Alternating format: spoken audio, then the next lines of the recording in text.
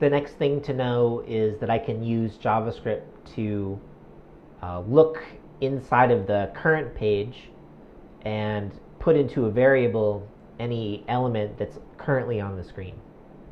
I'm going to create an element and make a variable out of it inside of my script.js. So I'm going to create an input.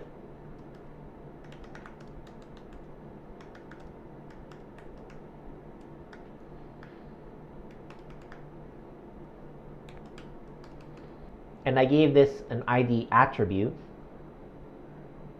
This is the identifier we're going to be able to use to capture this inside the JavaScript. I have my HTML file in the pane above and my JavaScript in the pane below. So now I'm going to write the JavaScript that's going to capture this input.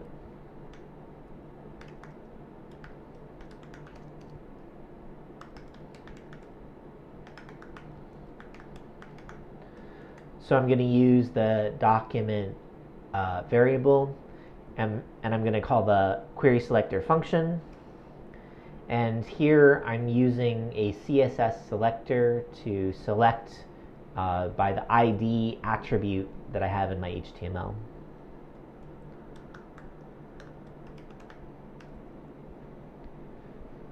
So now the document variable, the query selector function, is going to know to go into the HTML, find this element, and put the JavaScript representation inside of this variable. I've loaded my file into the browser, so now I'm going to look at my input variable, and so I can see that this variable's captured that element. I can mouse over it and it gets highlighted inside of the browser. Now the other thing is that this variable represents everything about this element currently. So